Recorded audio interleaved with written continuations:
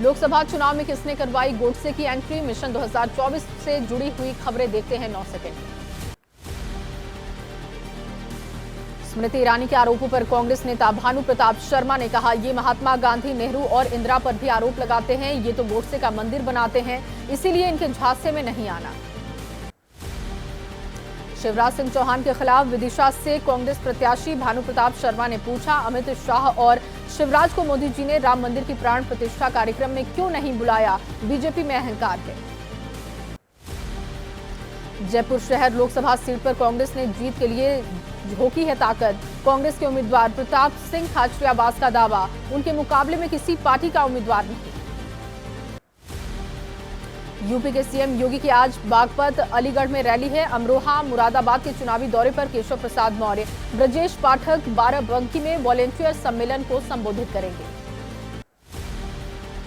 महाराष्ट्र में कांग्रेस को फिर लगा झटका। एनसीपी शरद चंद्र पवार ने भिवंडी से सुरेश महात्रे को मैदान में उतारा। सांगली, भिवंडी और दक्षिण मुंबई सीट पर कांग्रेस कर रही थी दावा।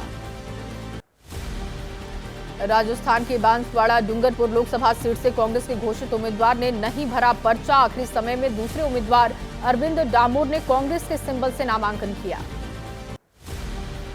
कांग्रेस अध्यक्ष खड़गे ने कहा, पीएम मोदी कहते हैं मैं भ्रष्टाचार को खत्म कर दूंगा। पहले विपक्ष के नेताओं पर भ्रष्टाचार के आरोप लगाते हैं और फिर उन्हें अपनी पार्टी में कर लेते हैं शामिल। खड़गे का बयान, बीजेपी के पास बहुत बड़ी वॉशिंग मशीन जिसमें साफ हो जाते हैं सारे भ्रष्टाचारी। कहा, पीएम मोदी चुनावी चंदे से करे प्रचार, सरकारी पैसे और सुविधाओं को लेकर प्रचार करने से देश का उद्धार नहीं। कांग्रेस अध्यक्ष खड़गे का आरोप, आम जनता और कार्यकर्ताओं से कांग्रेस ने जो चंदा जुटाया, नरेंद्र मोदी ने उस चंदे की चोरी की। हमारे बैंक अकाउंट से 135 करोड़ रुपए निकाले गए। बाड़मेर जैसलमेर लोकसभा सीट से उम्मीदवार के लिए कांग्रेस के उम्मीदवार उमेदा राम बेनीवाल ने नामांकन किया। कहा, कांग्रेस पार्टी एकजुट है, मुद्दों से भटकाना चाहती है बीजेपी। उदयपुर लोकसभा सीट पर त्रिकोणीय मुकाबला हुआ। भारत आदिवासी पार्टी के प्रत्याशी प्रकाश चंद्र बुझ ने किया नामांकन। कहा, जल जंगल जमीन बचाने के लिए बनी है पार्टी। और क्या कांग्रेस के दबाव के आगे झुकेंगे पप्पू यादव, देख लेते हैं उनसे जुड़ी हुई खबरें। पप्पू यादव के निर्दलीय पर्चा भरने पर बोले बिहार कांग्रेस अध्यक्ष अखिलेश प्रसाद सिंह, किसी को निर्दलीय नामांकन की इजाजत नहीं, वापस नामांकन लेना होगा। निर्दलीय नामांकन करने के बाद पप्पू यादव ने कहा, मेरी राजनीतिक हत्या करने की कोशिश की गई। मैंने अपनी पार्टी का कांग्रेस में विलय किया। आरजेडी ने पूर्णिया में मेरे खिलाफ उम्मीदवार उतार दिया। सारण से आरजेडी उम्मीदवार रोहिणी आचार्य का बीजेपी पर हमला। कहा, बीजेपी में भरी पड़ी है भ्रष्टाचारियों और बलात्कारियों की फौज। रावण की तरह बीजेपी का भी घमंड टूटेगा। सम्राट चौधरी की किडनी के बदले टिकट वाले बयान पर बोली रोहिणी आचार्य। कहा, ओछी सोच वाले ओछा विचार ही दे सकते हैं। बीजेपी इसीलिए घेर रही क्योंकि बेटी अपने पिता के लिए जान कुर्बान करने को तैयार। जेडीयू नेता केसी त्यागी ने कांग्रेस नेताओं के पार्टी छोड़ने पर कहा, जब कोई नाव डूबने लगती है तो नाव में सवार लोग जान बचाने के लिए कूद जाते हैं। कांग्रेस पार्टी डूबता हुआ जहाज है। बदायूं में शिवपाल यादव के चुनाव प्रचार के दौरान का वीडियो वायरल हुआ। दावा है कि शिवपाल कह रहे हैं कि हम तो सबका वोट मांगेंगे, अपने लोग तो दे ही देंगे, जो नहीं देगा उसका बाद में हिसाब किताब होगा। इलाहाबाद सीट पर जीत दर्ज कर गांधी परिवार को खास तोहफा देना चाहते हैं उज्जवल रमण सिंह। बोले, बीजेपी का खेल खत्म, अप्रत्याशित जीत करेगा इंडिया गठबंधन।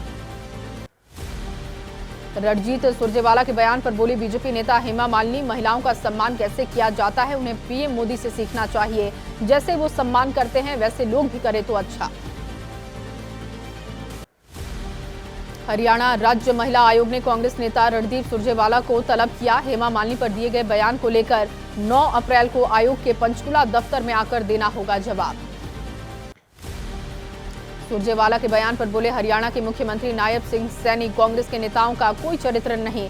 जहां भी चुनाव होता है कांग्रेस साफ हो जाती है क्योंकि पीएम मोदी ने गरीबों के लिए काम किया।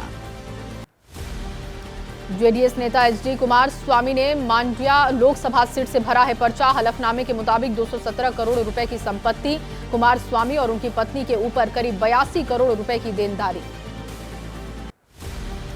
जम्मू कश्मीर में कांग्रेस के साथ मिलकर लोकसभा चुनाव लड़ेगी नेशनल कॉन्फ्रेंस।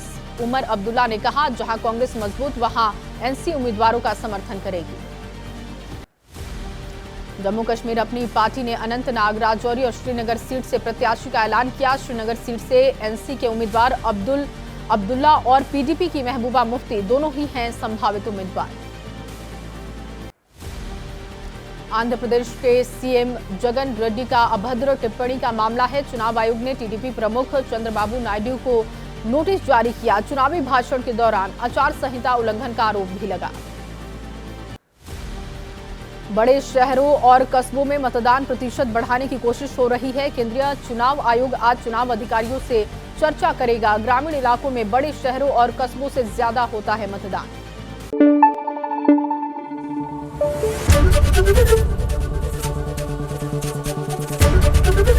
एबीपी न्यूज आपको रखे आगे।